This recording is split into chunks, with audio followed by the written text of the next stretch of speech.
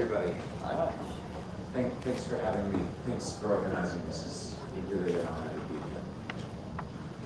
The talk I'm going to give is it's called Ethics and AI Classification: Power, Bias, and the Technical Worldview. I ended up changing the title a little bit to Technical Worldview, and it's a specific piece. Let me show you the abstract here. This piece is actually a response piece to Kate Crawford's Atlas of AI. So if you've read Kate Crawford's Atlas of AI, it's an important text, I think. Then this presentation will maybe make more sense for you. But the way that I've designed it, it should make sense for someone who hasn't read her work also. But you'll have to bear with me a bit because I am responding to her. So this article offers a critical response to Kate Crawford's discussion of AI classification. In her celebrated book, Atlas of AI, from 2021, Crawford examines the ethical consequences of biases, reifications, and oversimplifications that emerge from the decision-making behind AI taxonomies. I argue that there is an ambiguity in Crawford's work about whether she believes that the problems we face with AI are solvable or not. In other words, whether an ethics of AI classification is possible. So in the title there, just go back to the title for a second. Ethics and AI classification.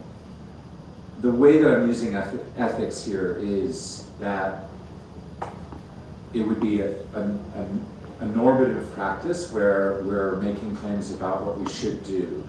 And there's a debate, I think, about whether really anything can be done about the biases of AI classification or not.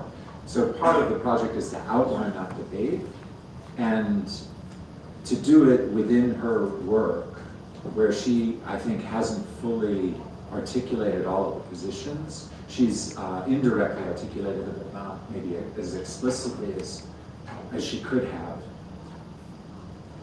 I investigate the source of this ambiguity in her work by outlining multiple trunks and branches of arguments for and against the claim that, however complicated a solution may be, AI classification distortions are fixable.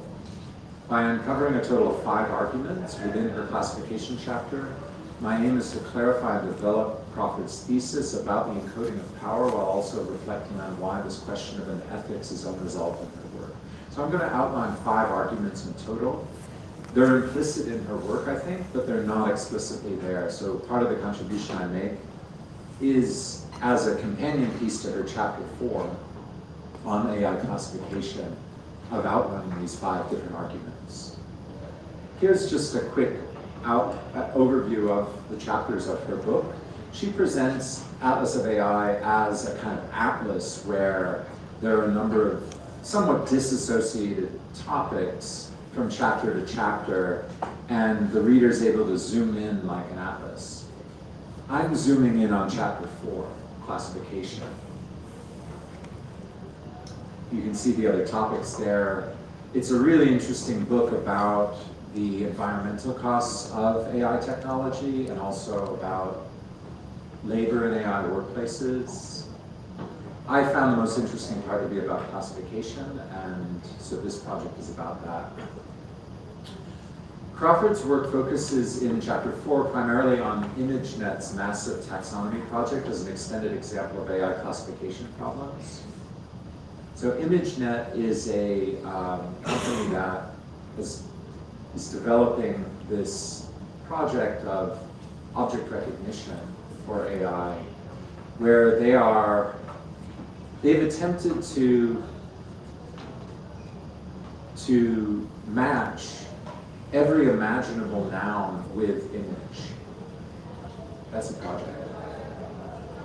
After its initial conception in 2006, Stanford professor Li Fifi developed ImageNet in 2009 with the aim to map out the entire world of objects as a means to create a tool for training data sets. So literally every noun thinkable. And then there's this massive task of matching images to every noun thinkable. And I think obviously there's ethical issues and biases that come up from that, and that's what Crawford focuses on. ImageNet is, Fifi claims a large-scale image ontology. So ontology, not really in the sense of a study of the science of being as in abstract philosophy, but an ontology of all nouns.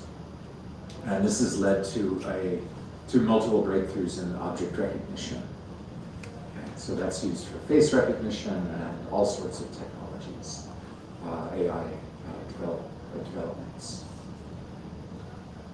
Just to give you a little more background, this is about how ImageNet developed. ImageNet at first struggled to find a method for how to extract, format, and label so many images, after realizing that if she hired undergraduate students at $10 an hour, it would take nearly a century to complete the project. Lee discovered Amazon Mechanical Turk. This gave her a way to organize a huge low-cost labor force, capable of classifying approximately 50 images per minute per worker.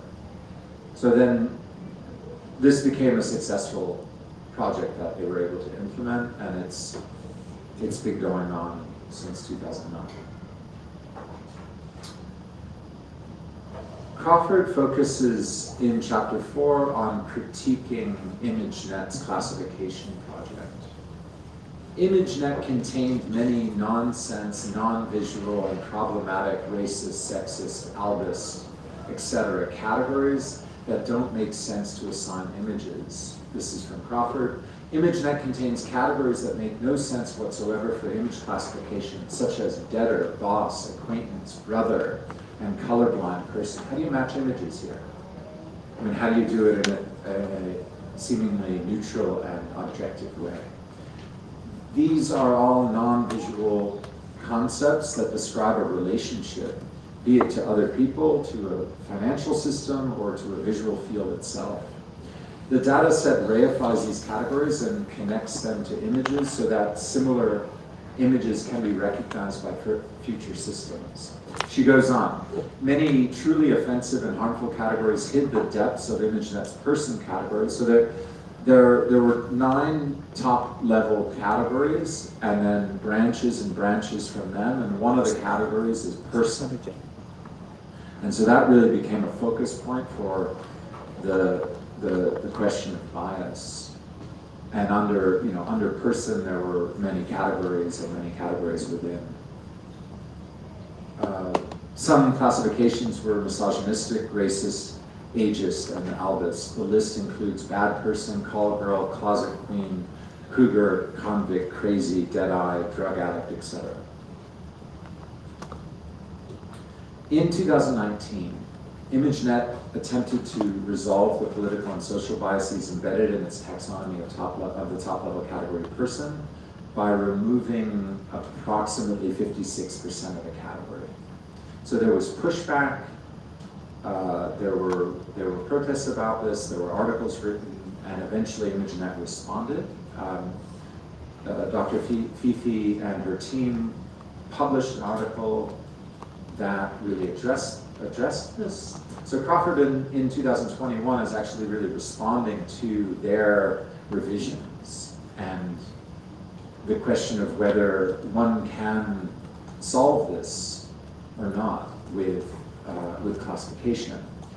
However, Crawford claims that ImageNet's solution of selectively deleting categories and images that it deemed to be offensive fails to adequately address the problem. So she thinks that this doesn't work. They haven't solved it.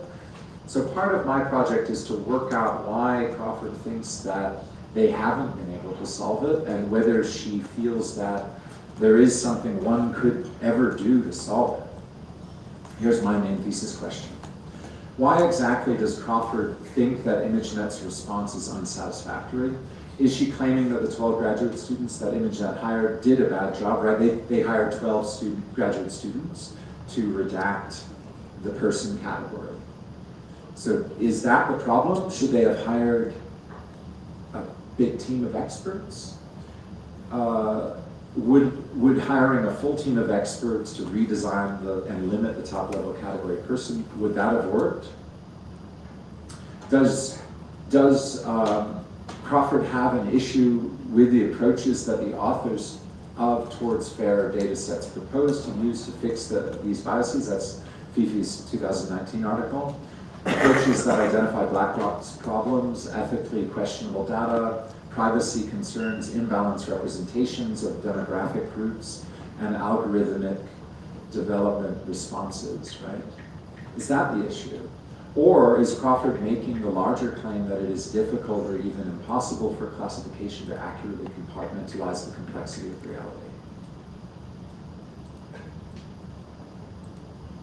So I think that Crawford's answer here is ambiguous, and she's actually giving a number of answers in the text, and there's a productivity to that ambiguity in that she's really outlining a whole debate of answers here.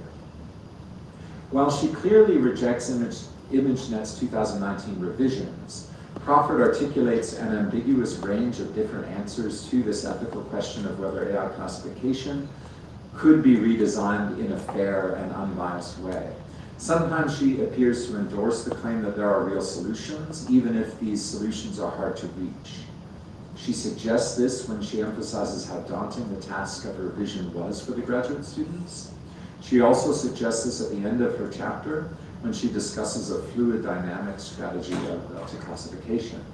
But more often, Crawford appears to be claiming that solutions are impossible to implement, either because it is impossible to make data neutral, that it's always political,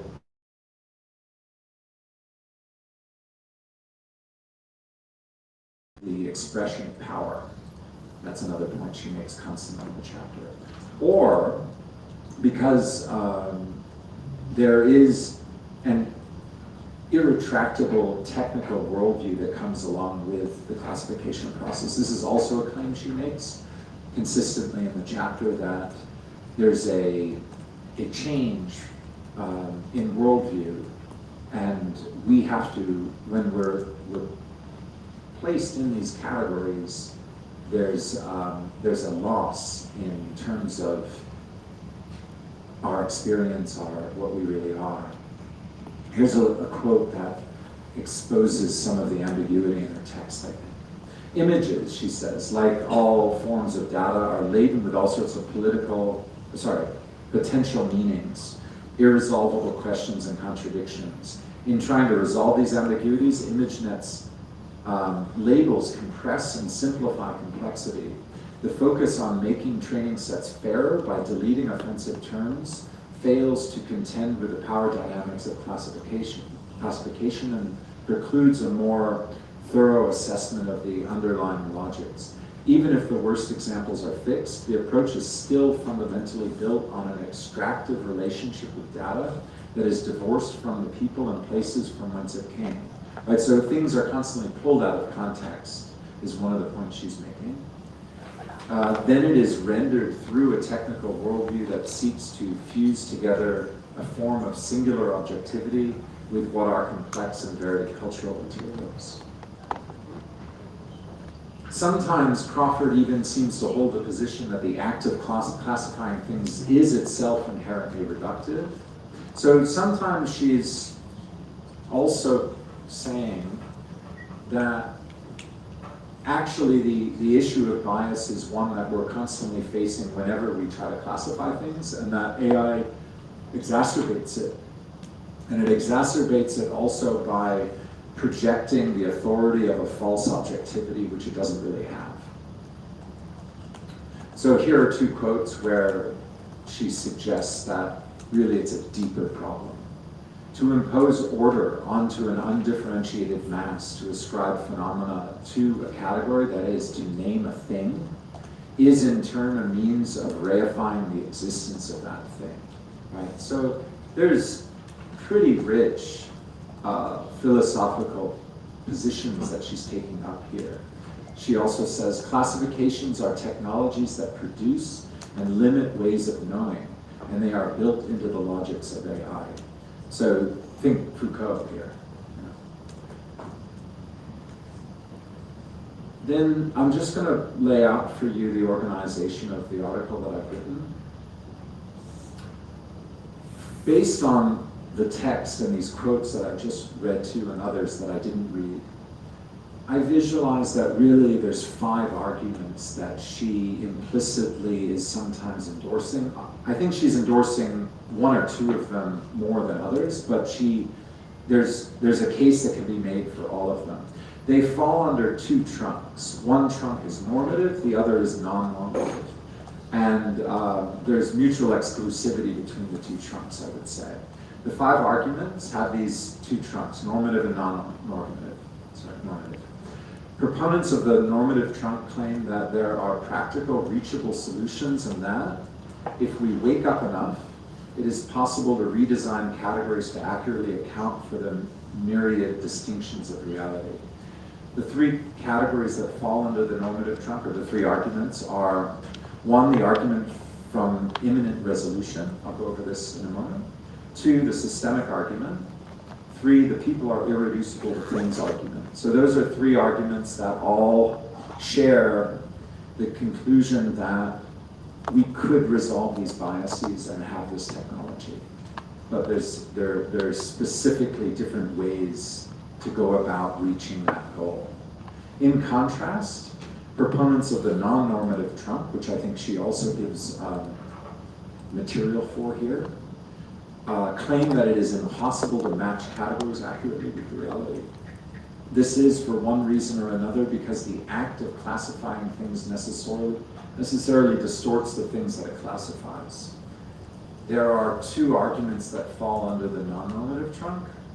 She's constantly arguing that classification divisions are the expression of power, that data is not able to be neutral, that it's constantly political. So there she's putting that argument forward. And then number 5, the technical worldview argument. So just to end the talk here, I'm going to briefly outline all 5 arguments. In the article, I've written a number of pages for each argument, so this is just a very quick summary here. Number 1, the argument from imminent resolution.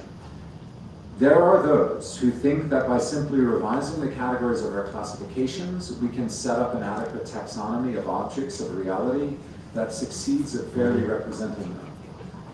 Correcting the taxonomy issues with ImageNet's person top-level category might require a lot of funding to significantly overhaul the biases, but this is nevertheless fixable if we pour enough resources into the project. Proponents of the resolvable interpretation support ImageNet's strategy of redacting the categories of their taxonomy, but feel that the task needs to be taken more seriously. Okay? So this would follow along with the team at ImageNet who's trying to revise and make this work. But people who hold this argument think that there's more that would need to be done than what ImageNet did in 2019. 2, the systemic argument. There is also the more entrenched systemic variation of the normative approach, people who view the classification biases as historically embedded in the social fabric of communities. The distortions and biases of classification are fixable, but it would take much more than redactions and policy revisions to redesign the categories in objectively neutral ways. It would take systemic shifts to clear away the latent biases hidden within our everyday presumptions about reality. For example, it would take linguistic alterations of language to clear away sexist, racist, and albist prejudices that are built into the everyday pronouns and nouns we use to speak. Or another example, it would take a reassessment of inheritance and other legal biases to correct the systemic imbalance of wealth and historical economic marginalization of certain African American communities in the US. So those are some examples of that. So this argument works in a way similar to the first one, where the conclusion is this is fixable, but it would take much deeper transformations, and it would have to be parallel to kind of moral adjustments we make within our communities. Number 3, the people are irreducible to things argument. Proponents of this argument believe that because people are moral agents and ends in themselves, they should be treated in fundamentally different ways from how we treat things.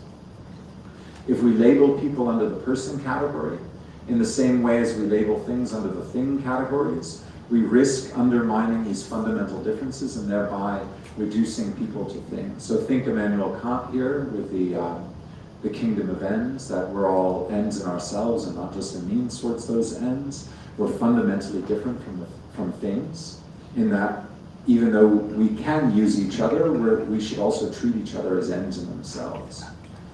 So it's a Kantian view here, and the strategy for this argument would be that you can do classification, but you need to either be much more careful with people or leave people out of it, which would limit classification there. Okay? So that's just a very brief overview of the three normative positions, which I see in her work. Now let me go over quickly the two non-normative ones. I think these are the more interesting, and I think that she, for the most part, backs both of these positions. One branch of the non-normative trunk is based on the claim that there is a necessary correlation between classification and power.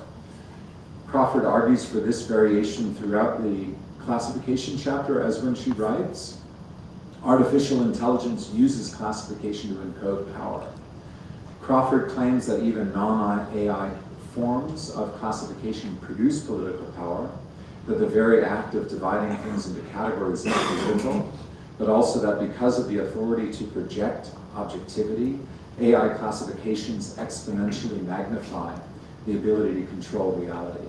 Classification is a process of dividing things from things that individuates them and separates them into common and comparable forms. Crawford claims that AI classification uses the power of division to bolster conservative religious and essentialist values.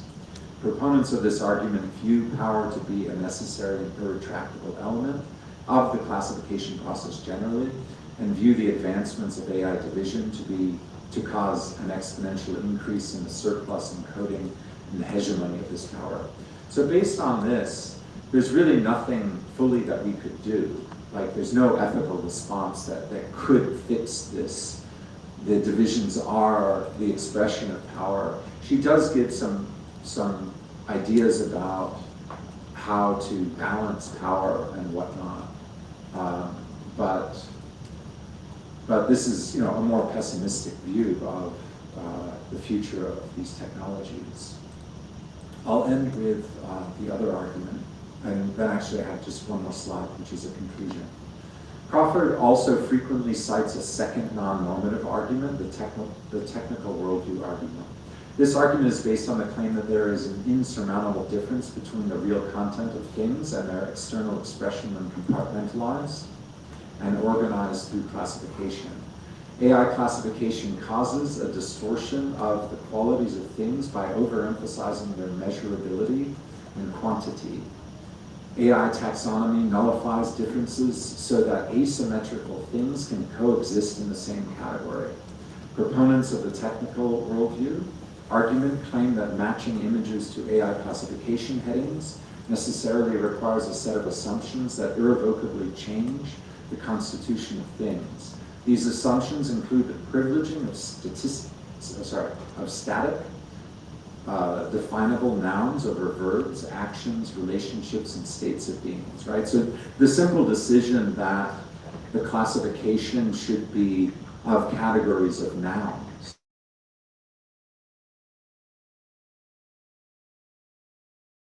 over becoming. All things, it is assumed, are measurable. All nouns are created equal, right? The idea that they all can go into the same bin of a category neutralizes their differences. Even the most abstract nouns can be expressed visibly by identifying them with images, right? The idea that we can match abstraction with image. These are not assumptions that we can expose and resolve, as the argument goes. These are assumptions that are built into the possibility of classifying things. The technical worldview presents reality as a mechanical world, dominated by precision, pragmatism, and abstraction. So here again, we get a non-normative position, which is, again, pessimistic, that there are fundamental distortions of reality in AI classification, and that it's actually structural. There are conditions and a reshaping that happens, and it's transferring the qualities of things into quantity, into something that's measurable, and it takes out the mystery, and it's an identifying, it's a naming of things, where things don't fully fit into that. So I'll end with this conclusion. I diagnose two separate ambiguities in Crawford's work. One, there is the question of whether there is any form of ethical response to be made that might resolve or at any rate mitigate the biases, reductions, and reifications caused by AI classification. For the most part, Crawford's work points to these non-normative positions about classification, specifically power, but sometimes her tone suggests that she's open to normative responses. So I criticize her there. I wish that she were more clear about the argument she's making and which she prefers. But I also think that her text can be a resource for exposing this debate. And then two, the second ambiguity, Crawford does not consistently separate the two non-normative arguments, the argument from power and the technical worldview argument. She often lists the insights from the fifth argument alongside the more emphatic defense of the fourth argument, as if the two arguments were similar enough to be the same when they are not. So that's the second ambiguity. For the most part, I mean, I think her work is tremendous, and I think this chapter is really worth studying closely. And I think of the piece that I've written as a kind of companion piece that attempts to develop her ideas and also, of course, in a way criticize her. Thanks for listening, everyone. Thank you, I think that's very interesting. Thank you. One question, please.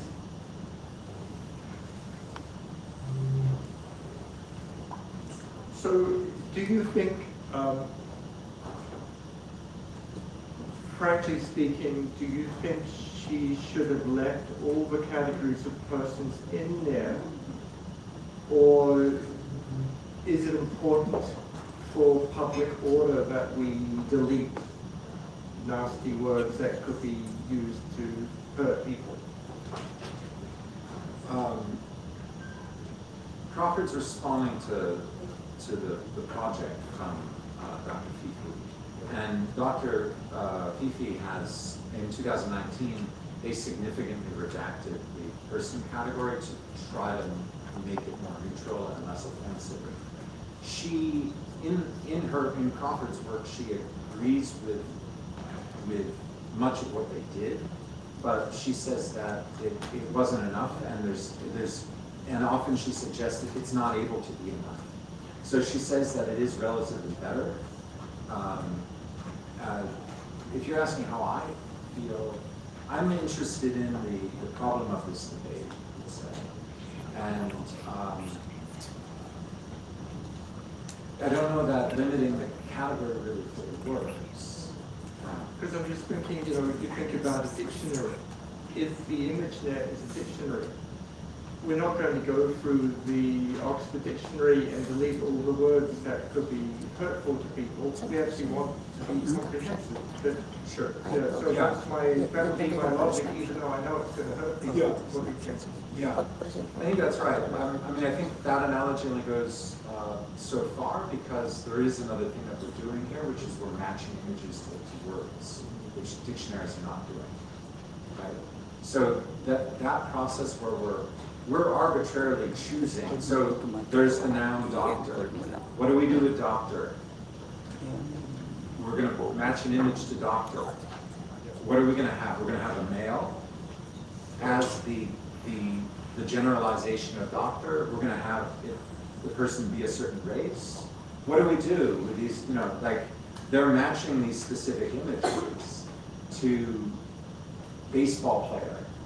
What does a baseball player look like? There's a different category for assistant professor and associate professor.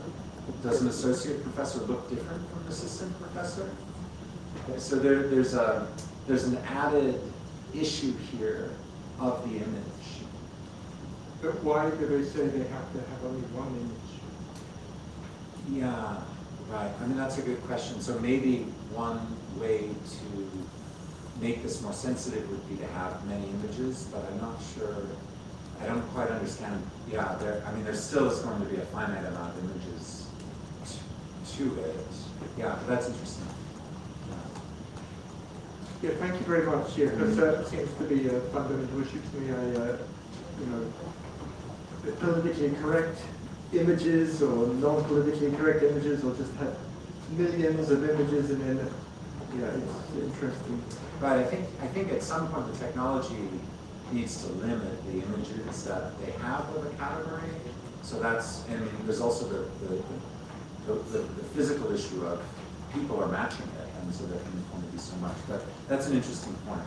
Yeah, and it is an issue of political correctness too, right? And that, that's underlying the debate here. Thank you very much. We need to move on.